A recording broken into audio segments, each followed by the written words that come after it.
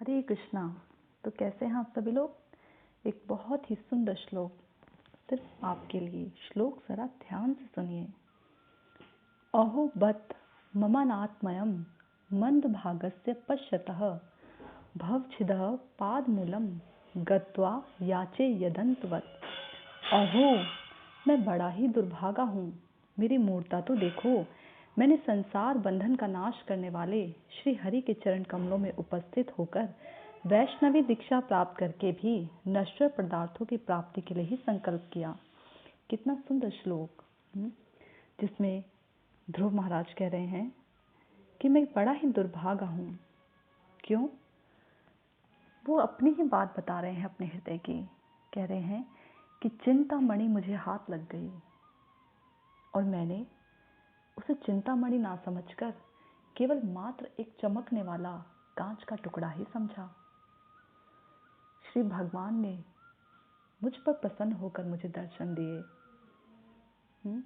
और मैंने उनके अमोघ दर्शन के फल के बदले में संसार को बांधने वाला राज्य मांग लिया। तो इसलिए ध्रुव महाराज अपने आप को बहुत बड़ा दुर्भागा बताते हैं। कहते हैं कि मेरी मूर्ता तो देखो कि मैं कितना मूर्ख हूँ। 6 वर्ष की आयु में, केवल मात्र 5 वर्ष की आयु में मैं घर से सब कुछ छोड़कर वन में तपस्या करने निकला और मैंने केवल सूखे पत्ते खाकर तपस्या की। दूसरे महीने में वो भी छोड़ दिया। जल लिया, तीसरे महीने में उसे भी छोड़ दिया। चौथे महीने में केवल वायु ग्रहण करके तपस्या की। 5वें महीने में तो ये सब कुछ छोड़कर केवल श्वास भर लिया। मात्र श्वास पर ही अपने प्राणों को जीवित रखा। और वो परम भगवान, जिन्हें बड़े बड़े मुनि वृंद, ऋषि अष्टांग योग ध्यान द्वारा भी सैकड़ों वर्ष तक तपस्या करने के बाद भी प्राप्त नहीं कर पाते, उन भगवान ने मुझ पर दया करके मुझे दर्शन दिए। और मैंने जो है उन भगवान से अपने लिए केवल संसार का बंधन ही चाहा। जो संसार का बंधन बहुत ही मुश्किल से छूटता है, जिसे शास्त्र छुरस से धारा कहकर के पुकारते हैं। ये जो संसार है एक छुरी की धार के समान बड़ा ही तीक्ष्ण है, बहुत दुखकारिणी है, दुरत्या है, जिसे पार पाना असंभव है। भगवत ज्ञान के बिना इस संसार से पार होना असंभव है। जो बड़ी ही मुश्किल से ये संसार बंधन का नाश होता है। बहुत जन्मों के बाद बड़े बिरले ही किसी महात्मा को ये समझ में आता है कि वासुदेव ही एकमात्र कारण है। भगवान स्वयं ये कहते हैं कि मनुष्याणां सहस्रेषु कश्चित् यतति सिद्धये यत तामपि सिद्धानां कश्चनां वेत्ति तत्त्वतः।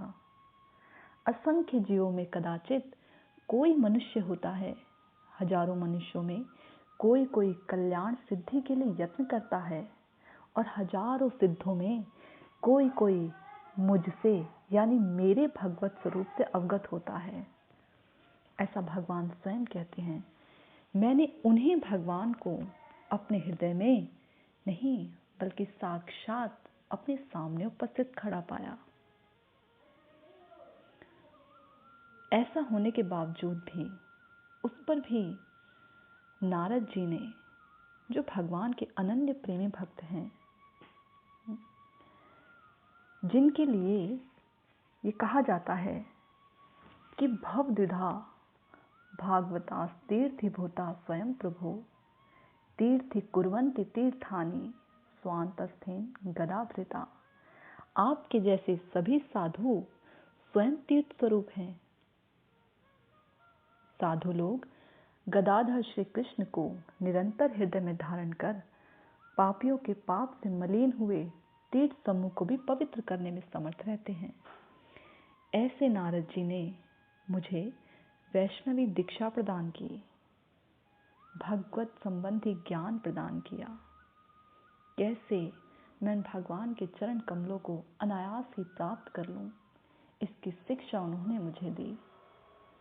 तो भी दीक्षा और शिक्षा लेने के बाद भी मैंने केवल और केवल उन भगवान से नश्वर पदार्थों की प्राप्ति के लिए ही संकल्प किया कि मेरे हृदय में ये बात रह गई थी कि मुझे अपने पिता से भी ऊंचा उन्नत राज्य चाहिए। और श्री भगवान जो अपने भक्तों पर अत्यंत ही वत्सल रहते हैं, उन भगवान ने मुझ पर कृपा करके मेरे हृदय की उस इच्छा को पूरा किया।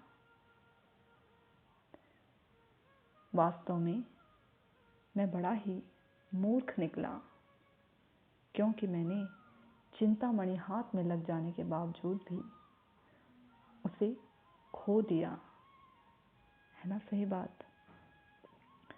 कुछ हम भी तो ऐसे ही हैं जिन्होंने मनुष्य जीवन धारण किया और मनुष्य जीवन धारण करने के बाद बड़ी मुश्किल से किसी संत की कृपा से हमें ये महसूस हुआ, हमें ये पता लगा कि इस मनुष्य जीवन का क्या उद्देश्य है। उसके बावजूद भी हम इस तीक्ष्ण संसार जो एक छुरे के समान अत्यंत ही तेज है, उसको प्राप्त करने के लिए दिन भर दिन लालायित रहते हैं और अपने जीवन के अनमोल क्षणों को यूं ही गवा देते हैं जो भगवत श्रवण, कीर्तन और चिंतन में बीतना चाहिए। तो हम भी तो दुर्भागे हुए, है ना सही बात।